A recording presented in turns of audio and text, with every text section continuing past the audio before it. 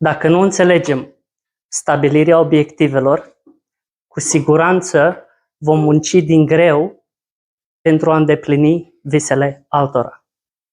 Stimate anfitrioni, dragi membri și invitați, bună seara!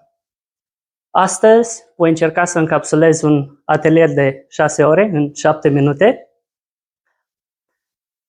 Aș vrea să vă rog, printr-o ridicare de mâini, să-mi zică cine este familiarizat cu stabilirea obiectivelor. Super, toată sala. Știți de ce este importantă stabilirea obiectivelor? Dați-mi un exemplu, două. Da, Alex, să rog. Pentru că fără un obiectiv clar și ca și mai pe care acasă să ajungi la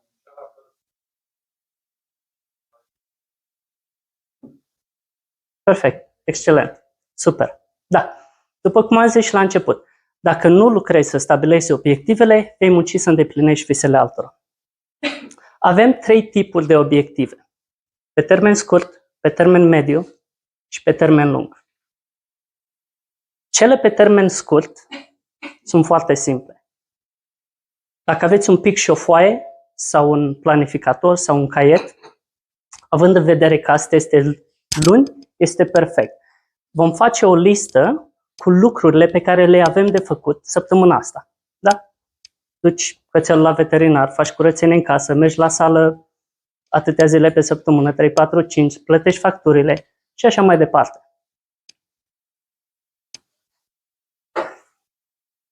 Iar la sfârșit, aș vrea să încercuiți sau să faceți cu markerul peste pix 3 lucruri, cel puțin 3 lucruri, care credeți că sunt cele mai importante din acea listă, pentru a putea face diferența dintre a fi activi și productivi. Studiile arată că atunci când scriem cu pixul pe foaie, transmitem un mesaj vizual creierului care ne ajută să ne amintim mai ușor și mai bine lucrurile. Și în același timp, atunci când bifăm acel lucru, acea sarcină ca fiind completată, creierul nostru primește un feedback biologic pozitiv care ne întărește stima de sine.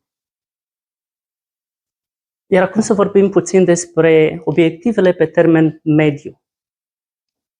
Acestea se fac între 6 luni și 1 an de zile. Sunt ceva de genul, vrei să salvezi 5.000 de lei sau 5.000 de euro, sau să slăbești 5 kg, sau să iei un curs de dezvoltare personală, să îți iei permisul și așa mai departe.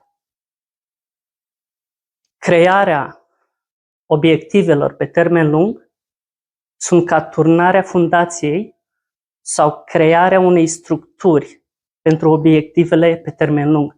Ne oferă claritate. Cum a zis și colegul nostru, Alex, mai înainte, să nu mergem în loc de București la Timișoara. Așadar, obiectivele pe termen lung se fac între 1 an și 4, 5, 10, 15, pe tot lungul vieții noastre. Este ceva ce nu se termină. Iar aici ne stabilim o familie sau pornim o afacere de succes, o mașină de lux, construim o casă sau cumpărăm 10, orice își dorește fiecare. Însă, înainte de a vă seta, de a vă stabili obiectivele pe termen lung, aș vrea să știți foarte bine, trebuie să aflați în primul rând cine sunteți și ce vreți cu adevărat de la viață. Ca nu cumva să munciți pentru următorii 5, 10, 15 ani în zadar. Și acum am să vă zic o mică experiență. Până pe la vârsta de 25 de ani,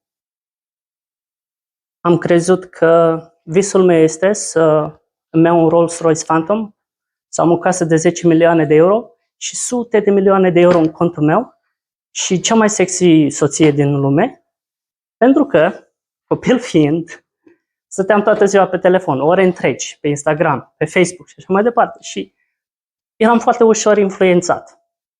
Ce vedeam? Și-a pus elicopterul pe casă. Siguranță, eu ce frumos râde. Și eu vreau elicopterul pe casă.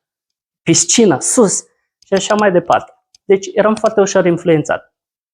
Însă, câțiva ani mai târziu, am început să fac bani foarte mulți. Evident, nu milioanele pe care le visam, însă pentru vârsta respectivă eram foarte fericit. Aveam tot ce aveam nevoie și mă puteam duce oricând și oriunde, fără să muncesc. Prea mult. Și persoana care era lângă mine mă iubea și aveam o relație foarte bună. Și atunci am realizat eu, stai puțin, poate chiar nu am nevoie de sutele de milioane de euro și așa mai departe, pentru că Opelul meu mă poate duce de la Constanța la București, la fel cum mă duce și un Rolls-Royce. Evident, confortul este diferit. Dar ideea finală este aceeași. Și am zis că să fac eu o introspecție, să aflu ce vreau cu adevărat. Și după o introspecție intensă am aflat că vreau libertatea. Acum, ce înseamnă libertatea pentru mine? Este simplu. Să fac 10.000 de euro pe lună, să fiu iubit de persoana care a ales să-și petreacă restul vieții alături de mine și să experimentez iubirea necondiționată și să fiu liber emoțional. Astea nu necesită sute de milioane de euro. Am realizat că astea sunt lucruri care mi duc împlinirea. Așadar, aș vrea să vă rog să nu vă lăsați așa de ușor influențați de lumea exterioară și să căutați ce vă aduce vouă împlinirea din interior, după care vă puteți stabili obiectivele pe termen lung. Mulțumesc frumos!